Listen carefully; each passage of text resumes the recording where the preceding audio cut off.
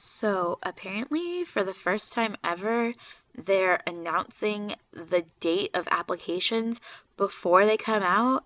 And apparently, it's going to be this Monday, January 26th. And to be honest, I am freaking out right now.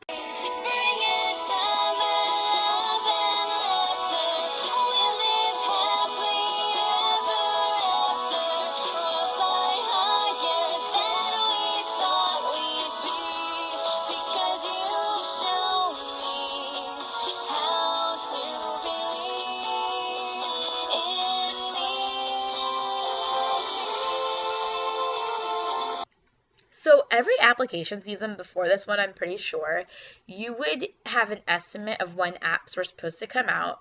And around that time, everyone would like wait up till midnight, refresh the dashboard, see nothing was there, go to bed, try again the next day. And apparently this year, they are actually announcing the date ahead of time.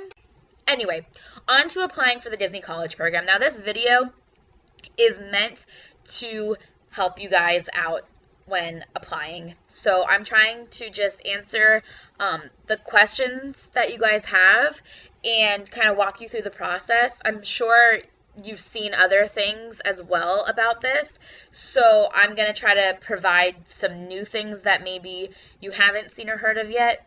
Hopefully I do that. But yeah, also I do have notes written down here because it's a lot of information with the questions and everything like that. So sorry if I sound like I'm reading off of a page, but I just want to make sure that I don't miss anything. So the very first thing that you're going to do is create an account. That way you can fill out the application under your account. They have your email address, and that is the account where you will check your progress and your status of doing phone interview, being hired, being in submission, anything like that. So the next thing that you're going to do after that is fill out your application. Your application is like a basic job application you would fill out for anything. So name, age, things like that. And then, of course, previous work experience. If you don't have any work experience, it's totally fine to put volunteer experience. If you did any leadership in high school with a club or college, anything like that is great to put as well. Your application's also going to have a section where you have every role that the college program offers on a list. So you're going to have a drop-down box with these roles, and you're going to be able to select your interest level. I believe it's like no interest, low interest, moderate interest, high interest. So you're going to rate every single role on how interested you are. It is very crucial to be honest right here. A lot of people like to think that the more roles they put high interest in, the better chances they have. I would say the more that you put at least low to moderate, you would be fine. Because if you put no interest for everything, obviously there's not a lot they can put you in, but they're not going to necessarily shy away from putting you in a low interest role if you apply, like if that makes sense.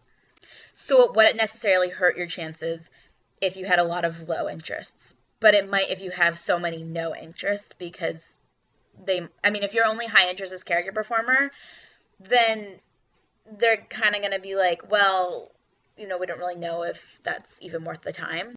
So I would say that there is a little bit of truth to that, but it is so important to be honest, because think about it. If you're going to sit there and put, I don't know, if you hate food and you put high interest for quick service, high interest for full service, or you hate working with money and merchandise and you put a high interest for merchandise because you think you're going to get picked better, well, what are you going to do if they pick you for quick service food and beverage and because you put a high interest there, but then you get there and you hate it? So don't put interest in something that you would not be happy working. It's not worth it. If you're the type of person who is like, well, yeah, I would hate custodial, but just the fact I'm working at Disney would make up for it, put a low interest. Because that's kind of what that means. So, but don't put moderate or high interest for something that you're like, I don't want this job. So when you finish your application, you are most likely going to get an email that asks you to continue on to the web-based interview. The web-based interview scares a lot of people. My first time, I was terrified. Right now, I'm nervous because it's timed. The time is fine, honestly. You have enough time to read the question, think about it, answer. You just don't have enough time to sit there and Google it. But the fact that there's a clock running, the fact that some of it's multiple choice, some of it is right, like disagree, strongly disagree, neutral, agree, strongly agree. It feels like a test. And it sort of is. It's a personality test to see if you would work with the company. So if you believe that you would work with the company, you have nothing to worry about. But yes, it is intimidating and it is nerve-wracking. So that's why we're going to talk about it right now. We're going to be super prepared and we are going to have nothing to be nervous about because we are going to know exactly what we're doing. There are 2 rules to remember in order to pass this web-based interview. Number 1, be honest. And number 2, be consistent. Now, that's kind of the same rule, though. I kind of cheated there. Because if you are honest, you're going to be consistent. And what I mean by that is it will ask a lot of questions twice, but in different ways. Like 100% of the time, as far as I know, as far as other vlogs that I've seen and everybody talks about it, it's going to say, I am always on time. If you are always on time, then you would put strongly agree. Then later on, you're going to get a question that says, I am never late. Well, say you're not always on time. Say that you kind of lied about that. And then when you get to I am never late, you think about it a little more and you're like, maybe I should be a little bit more honest about that. And so you say, I'm never late. You would say, like, neutral or agree. Well, that sends the computer a message that you did not match up those answers, therefore you were lying about it. So, be honest, be consistent, answer the same thing for differently worded questions. Answer the same thing, like the same equivalent thing. Obviously, if it says, if you go strongly agree, I'm always on time, and then it says, I am often late, don't put strongly agree, put strongly disagree. Just throwing that out there. This isn't so much a rule as it is a tip, but they like you to be confident as well. The more times that you can put polar ends, the better. So the more strongly agree or strongly disagrees that you can put, the better. Be honest about it still, and there are going to be times where you're going to use your neutral or your agree or disagree. But the stronglies that you use, you're going to sound more confident. So that is definitely something to keep in mind. Just something to make sure that you think about ahead of time. Make sure that you're going to be in a quiet place and have a good internet connection on a computer that is not going to crash.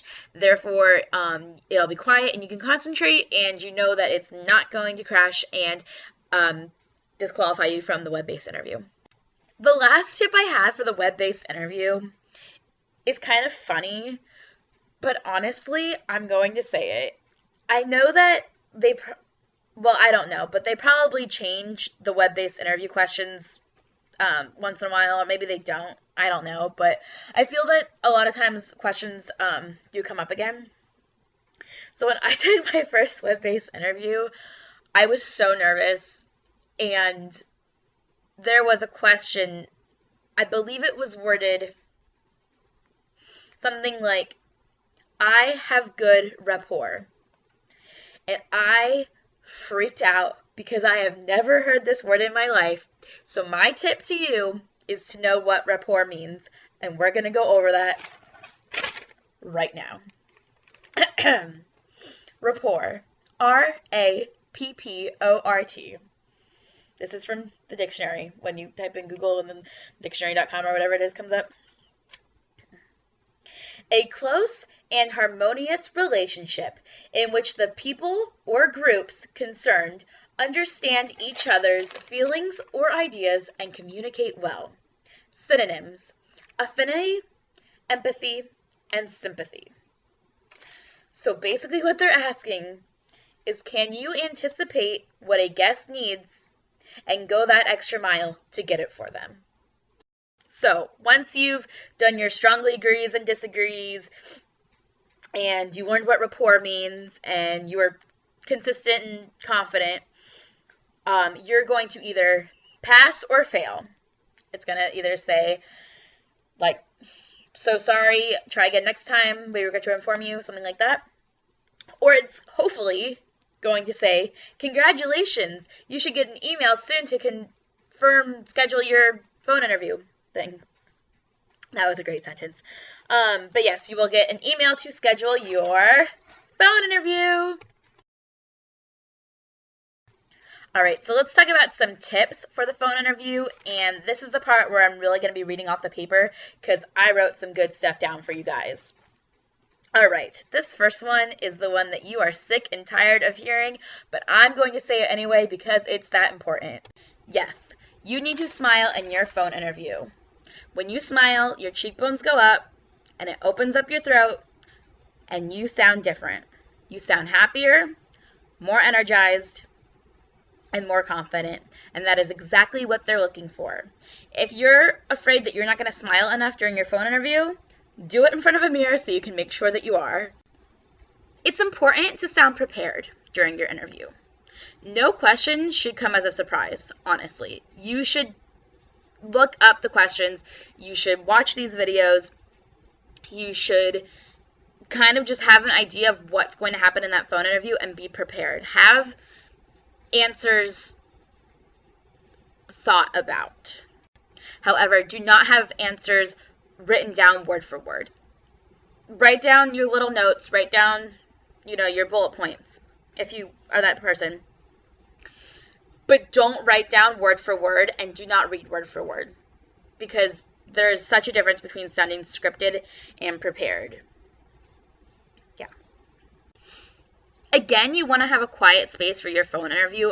Of course, one so you can hear and concentrate, and two so that they're not hearing like screaming children in the background. Be prepared 20 minutes early. They are known to call early. And if they call early, they maybe they're checking to see if you're a person who's prepared early, because Disney loves people to be early. But don't get nervous if they don't. They can also call up to 20 minutes late. Sometimes they just get a little caught up with things, and it really doesn't mean anything. I know that's the point in which you're going to start to freak out if your interview's at 4 and it's 4:01. I know that's going to be one of the scariest moments of your life, but it's going to be okay. Again, with the quiet space, I suggest creating a positive space. My first one, I actually sat down and I put a circle around me. Stuffed animals, for instance, like Duffy, Stitch, Disney books that I love, candles, my flashcards, things like that are, I think, very beneficial in creating that positive atmosphere, and so it's gonna make you feel better because you're gonna feel like you have that comfort blanket, safety blanket, what is that phrase? And your voice should therefore sound more positive. Again, with the positivity, if you're a person who believes in connecting to positive forces outside of yourself, maybe it's calling family, maybe it's connecting to a higher being, whatever you choose to call it, connecting with your soul, the light, anything like that that you may believe in. If that helps you to connect to that, I recommend doing that before your phone interview, because if that puts you in a place of relaxed and confident and positive, then that's a good thing. Anything that will put you in that sort of tone. And the last tip that I have for the phone interview is to answer every question in sentence form. Even if it's, can you comply with the Disney look? Yes, I can comply with the Disney look. I don't have any tattoos or body piercings. Just when you say yes or no, it just doesn't sound as good as when you can put a whole sentence. With that being said, Disney loves stories and situational questions or answers. So try to have stories prepared ahead of time. Stories you made a good experience for a guest. Stories you couldn't make a good experience for a guest because they weren't in a good mood. Stories of a time you dealt with an emergency. Stories of a time, anything. Look up the interview questions. I'm also going to be going over those. But try to have stories ready because they love to hear stories. Okay, phone interview questions. So definitely Google search. You can find tons and tons of lists of questions that they have asked before, that they'll probably ask. Specifically for the roles that you want, there's going to be questions that are like situational based, and you can Google like merchandise questions and find that. But just a quick little things that I want to share about practice questions. If they ask, well, they're going to ask, why do you want to do the Disney College program? And I got this tip from another vlogger. I don't remember who it was years ago, but if it was you, hey. But she said that she answered why she wanted to work for Disney and didn't talk about the college program and didn't get it. And the next time she applied, she answered specifically why college program and got it. So not sure if that's directly connected, but it's a really good idea because if you answer why you want to work for Disney, they're going to be like, okay, well, get a part-time job here. But if you answer why college program, aka networking classes, living with people, things like that, that's what they want to hear. Again, I can post some of these questions in the comments, and you can definitely Google and find them because I don't want to read all of them. But they might ask like housing questions, like do you anticipate any problems? How would you deal with the roommate disagreement? How do you communicate with a guest who doesn't speak English? Charades. I charaded once with a guest to tell her that Splash Mountain was closed. That was fun. Things like that. Oh, okay. So your top 3 qualified roles. Apparently that's how they're asking it now. You can definitely figure out the roles that you want to have and make yourself qualify for them. For example, if you want custodial, you can say like, from a young age, it's been my responsibility to mop the floors every week or vacuum or clean the bathrooms, and that's your experience for custodial. It doesn't necessarily have to be a job that you've had. You can make yourself qualify for things just by using your experiences, And of course, role-based questions, and you can Google those, and pretty much every role has questions posted online. And the very last question that they are going to ask you is, do you have any questions for me? And your answer is yes. Because if you say no, it looks uninterested, and it's just a lot better if you say yes. And hopefully you will have 2 to 3 questions. Write them down. That's definitely a thing that I would write down word for word so I don't forget. This is a list of potential questions that you could ask. Have you ever done a DCP before? What do you recommend taking advantage of on the college program? How did you get started with the company? How do I sign up for classes? This was given to me from someone on the Hangouts. I wish I remembered who it was. But what classes most pertain to my major, which is a A+ question. Do you have any magical moments? And when in doubt, ask something about the Disney look. What nail polish am I allowed to wear? Oh, what kind of eyeshadow can I wear? It's it sounds like you're thinking seriously about the company, and even if you know the answer to those questions, ask them anyway because it looks good. Also, if you would like to request a work location, this is going to be a time when you can do that in the phone interview. Definitely request in the phone interview. Some other tips for requesting a work location, which I know a lot of people really want to do, are to sound qualified. Of course, as we talked earlier, they're looking for people who are qualified for things. So, for instance, if you really want the Jungle Cruise, try to make them laugh a little bit. I mean, obviously say how you're qualified, but throughout the interview, if you can kind of keep them laughing, maybe it'll go off in their head like, funny, Skipper. Or, whatever other location you might want. I don't know, if you want, like, something with, like, Beauty and the Beast, you could be like, bonjour, au revoir. I'm just kidding, don't do that. Unless you think you should, and then you'll probably get Skipper. Okay, when you are going to talk about hypothetical situations, like, what would you do if you were in an emergency, or something like that, say, well, if I were driving at Kilimanjaro Safaris and there was an emergency, and I'm laughing because it did sound a little funny, but seriously, you can paint this picture for them that every time you talk about a hypothetical situation, you can put where you want to work. Maybe not every time, but a couple times. And they're going to, like, picture it, and they're going to be like, wow, okay, so they would be really good at handling an emergency at Kilimanjaro Safari. So, you get that in their heads. And, of course, at the end, ask to request it. And hopefully it'll go well.